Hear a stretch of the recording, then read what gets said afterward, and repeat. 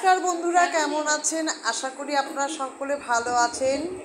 ছোটদেরকে ভালোবাসা, বড়দেরকে প্রণাম জানিয়ে আমার ব্লগটা শুরু করলাম। দেখুন, বিয়ের পরে আমরা চলে আসলাম কাঁঠালের আড্ডা মারতে। বুঝছেন, এই যে কাঁঠালের আড্ডা, এই যে কাঁঠাল বিশারদ। হ্যাঁ, এখন হচ্ছে কাঁঠাল পার্টি। এখানে হয়ে আসছে হচ্ছে এক দাদা, এই যে কাঁঠাল নিয়ে আসলো। এই যে এ তো নিজে সঁপে দিয়েছিল সেদিন, এই যে ওনার বরকে দেখেছেন, এই যে এক দিদি, হ্যাঁ সুন্দরী দিদি, আর ওই যে ছেলের মা। এই যে এখন হচ্ছে কাঁঠালের পর্ব, কাঁঠাল পিকনিক। বর্ষাকালে তো এমনি পিকনিক হয় না, সেই কারণে যে কাঁঠাল পিকনিকটা করতেছি। হ্যাঁ, দেখা যাক যে কাঁঠালটা এখন কেমন বাড়ায়, দেখেন। হ্যাঁ, দেখা যাক। দেখেন, ও বাবা, রোয়া তো দারুণ আসছে, সেই রোয়া তো সেই।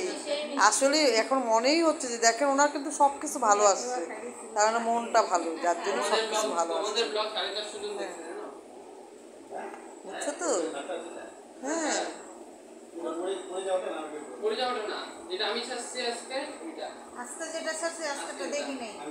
এই যে আর এক বিশারদ, এই যে ভাগনা। তাই? হ্যাঁ, আমরা এখন কি করব বলেন তো? এখন শেষ বয়সে ব্লগ ট্লগগুলো করেই কাটাচ্ছি। হ্যাঁ, এই যে ও কাঁঠাল কাইটে নিয়ে আসছে, এটা তো আর একটা ভয়াবহ। কালকে কালকে হাফ, আজকে হাফ। কালকে কাঁঠালটা যে খেলা কেমন ছিল? কাঁঠালটা খাজা না গজা ছিল কালকে? সেই মিষ্টি। ও, তাহলে তো ইসে করা হবে, মানে কাঁঠাল ঘুরতে আসলো, ফিরাউলটা খুলতে আসলো কাঁঠাল। হ্যাঁ, ফিরাউলটা গিট খুলতে আসলো কাঁঠাল। হ্যাঁ, এই যে আসলো, এটা রস করে এখন বড়া করা হবে, বুঝছেন? বুঝছে, রস করে বড়া। ওই যে প্রিয়, এ কিন্তু আবার দয়াল বাবা কলা খাবা গাছ লাগা এখানে ভিডিও করছে, আর কাঁঠাল খাওয়া দেখান আপনি ভিডিও করে, তাহলে না বুঝবো। হ্যাঁ, সেই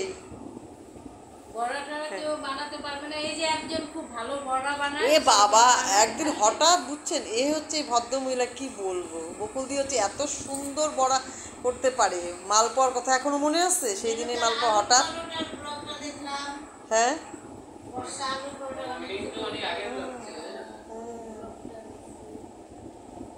যাক, এইভাবেই ব্লগটা শেষ করলাম। ভালো থাকবেন। এই যে আবার কখন কাকে প্রপোজ করে বসে বলা মুশকিল, আমরা একটু দূরেই থেকে এর থেকে, বুঝছেন। রাখি, টাটা। কি বলবো বলেন, ভয় পায় আমাদেরও তো স্বামী টামি আছে বাড়িতে, বলেন। হ্যাঁ, বুঝছেন, পরে স্বামী আছে, 2 ছেলে আছে, পরে কি হয়ে যায় কে জানে, তার দূরে থাকতাম। টাটা, আপনারাও দূরে থাকেন। টাটা, রাখি।